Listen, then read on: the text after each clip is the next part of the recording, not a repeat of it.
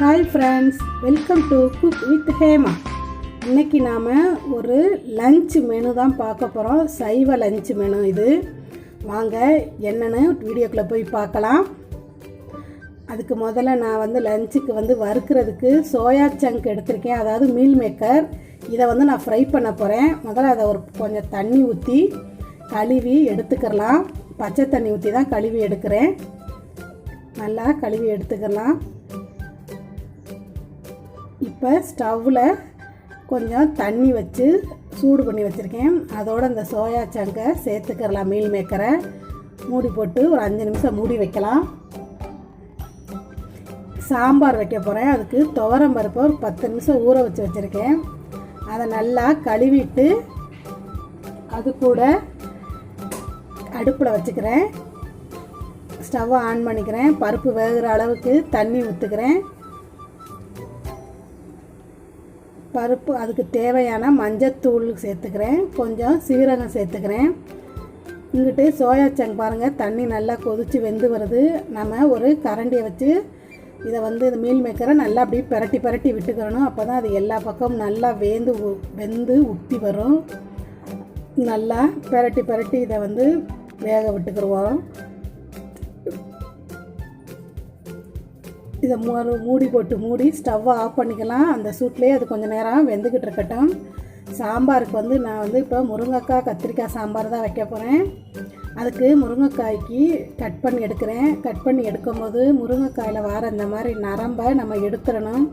ஏன்னா இந்த நரம்பு கேஸ் வரும். சாப்பிட்டா நரம்போடு சாப்பிட்டா சிலவங்களுக்கு கேஸ் ட்ரபிள் வரலாம். அதனால் அந்த நரம்பை இப்படி உருவி எடுத்துக்கிறோங்க.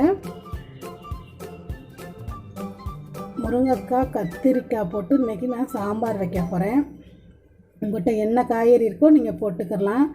அது மாதிரி கத்திரிக்காய் நம்ம கட் பண்ணும்போதும் அதில் பூச்சி இருக்கா என்னன்னு பார்த்து கட் பண்ணி எடுத்துக்கிறோங்க.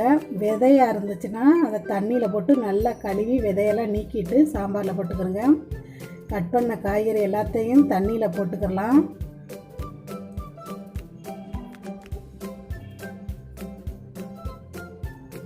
கத்திரிக்காயை கட் பண்ணி எடுத்தாச்சு. இதை இப்போ தண்ணிக்குள்ளே போட்டு வச்சுக்கிறேன். சாம்பாருக்கு தேவையான வெங்காயம், தக்காளி, பச்சை மிளகா அதெல்லாம் இப்போ நாம் கட் பண்ணி எடுத்துக்கலாம். பெரிய வெங்காயம் சின்ன சைஸ், ஒரு ஸ்மால் சைஸ் பெரிய வெங்காயத்தை எடுத்து அதை நீல வாக்கில் கட் பண்ணி எடுத்துக்கிறேன்.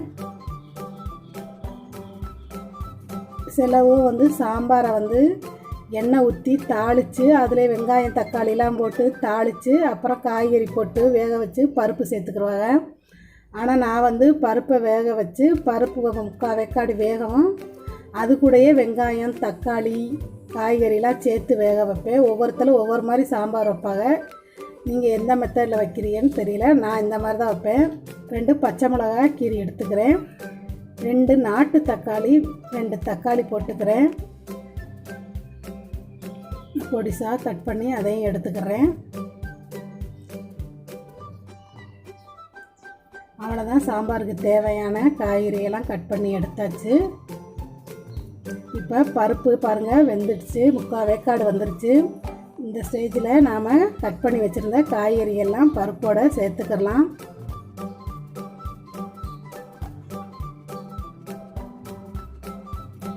வெங்காயம் தக்காளியும் இதோடய சேர்த்துக்கிறேன். காய்கறிக்கு தேவையான உப்பு சேர்த்துக்கலாம். இதை மூடி போட்டு ஒரு 10 நிமிஷம் வச்சிடலாம், காய் வேகட்டும். இங்கே சோயா நல்லா மீல் மேக்கர் நல்லா வெந்து போயிருக்கு பாருங்க. அதில் தண்ணி ஊற்றி நல்லா மீல் மேக்கரை அலசி எடுத்துக்கலாம். நல்லா அதில் நல்லா அலசி புளிஞ்சு எடுத்துருங்க. புளிய ஒரு மாதிரி முறையாக வரும். ஒரு 2 தண்ணி ஊற்றி நல்லா அந்த மாதிரி புளிஞ்சு எடுத்துக்கிறோங்க மேக்கரை. அப்போ தான் நல்லாயிருக்கும். நல்லா 2 தண்ணி ஊற்றி இந்த மாதிரி நல்லா புளிஞ்சு எடுத்தாச்சு. இப்போ இது நல்லா வெந்த உடனே பெருசாக இருக்குது. அதை நான் இப்படி 2 கிள்ளி எடுத்துக்கிறேன். 2 பிச்சு வச்சுக்கிறேன். எல்லாத்தையும் இந்த மாதிரி பிச்சு எடுத்துக்கலாம். தண்ணியை நல்லா புளிஞ்சிட்டு பீங்க.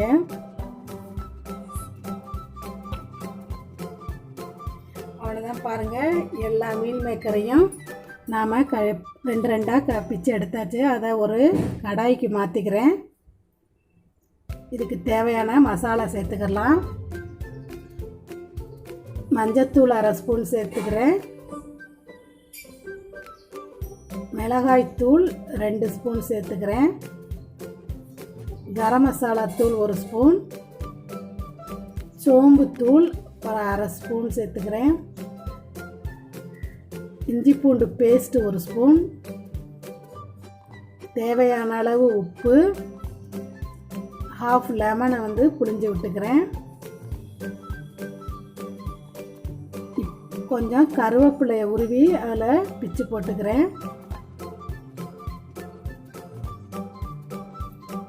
இப்போ இது எல்லாத்தையும் நல்லா பிரட்டி எடுத்துக்கலாம். நல்லா அமுக்கி நல்லா பிரட்டி எடுங்க. உப்பு மிளகாத்தூள் எல்லாம் சோயா உருண்டையில் நல்லா பிடிக்கணும். எல்லாத்தையும் நல்லா பிரட்டிக்கலாம். சோயா சங்கில் நிறைய சத்து இருக்குது. இது வெஜிடேரியன்காரவளுக்கு இது சிக்கன் மாதிரி நல்லா சாப்பிடலாம். இதை ஒரு 10 நிமிஷத்துக்கு அப்படியே அமுக்கி வச்சிடலாம். நல்லா எல்லாம் சேரட்டும். சோயா சங்கில் உப்பு உரப்பலாம் அப்படியே இருக்கட்டும். இங்கே சாம்பாரில் காய்கறிலாம் நல்லா வெந்துருச்சு. சாம்பாருக்கு 1 ஸ்பூன் மிளகாத்தூளும் கொஞ்சமாக சாம்பார் தூளும் சேர்த்துருக்குறேன். எனக்கு பெருங்காயத்தூள் ரொம்ப பிடிக்கும் ஸ்மெல்லு. உங்களுக்கு பிடிச்சா பெருங்காயத்தூள் சேர்த்துக்கிறங்க.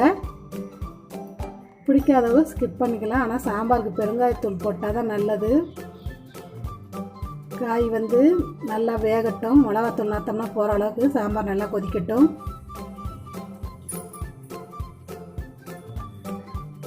இப்போ சாம்பாரை தாளிச்சுக்கிறேன். சட்டியில் எண்ணெய் ஊற்றி கடுகு உளுந்தம் பருப்பு கொஞ்சம் வெந்தயம் போட்டுக்கிறேன். கடுகு உளுந்தம் பருப்பு வெந்தயமும் பொரியட்டும். பொரிஞ்சதுக்கப்புறம் கருவேப்பிலை சேர்த்துக்கலாம். கருவேப்பிலை சேர்த்தாச்சு.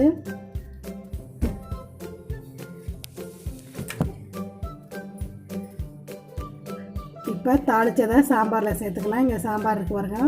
சாம்பாரில் சேர்த்து நல்லா கலந்து விட்டுக்கலாம். கத்திரிக்காய் முருங்கைக்காய் சாம்பார் சூப்பராக ரெடி ஆகிடுச்சு பாருங்கள்.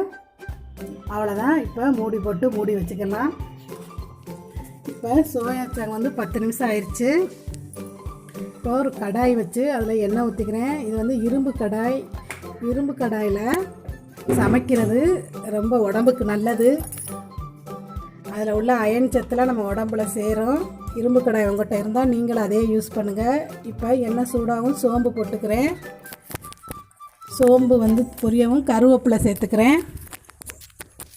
கருவேப்பிலை பொரிஞ்சதுக்கப்புறம் சோயா சங்கை அதோட சேர்த்துக்கலாம். மீல்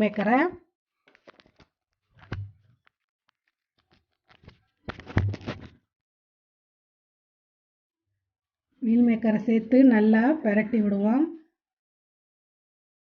மீல் மேக்கருக்கு தீயை ரொம்ப ஃபுல்லாகவும் வைக்க வேணாம், ரொம்ப லோவாகவும் வைக்க வேணாம். மீடியமான ஃப்ளேமில் அதை வச்சு அப்படியே விடுங்க. கொஞ்சம் கொஞ்சமாக மீல் மேக்கரில் எண்ணெய் ஊற்றி இதை அப்படியே பிரட்டி வறுத்து எடுக்கணும். அப்போ தான் இது நல்லா ப்ரௌன் கலராக நல்லா மொறுன்னு சூப்பராக ரெடி ஆகும்.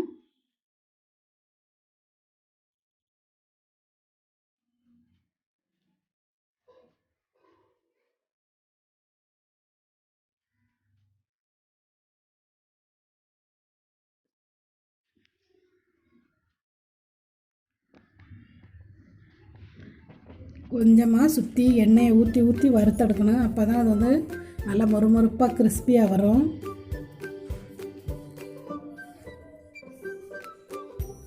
சோயா சங்கு ரெடி ஆகிட்டே இருக்குது. இங்கே நான் சாதம் வேக வச்சுக்கிட்டு இருக்கேன். குக்கர்லாம் சாதம் வைக்க மாட்டேன். இந்த மாதிரி பானையில் தான் வடிப்பேன்.